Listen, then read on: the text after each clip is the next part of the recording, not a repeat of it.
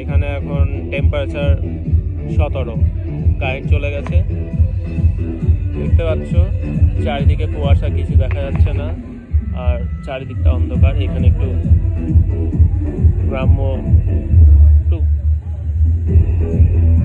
একটু গ্রামের মতন জায়গাটা, কিন্তু খুব সুন্দর।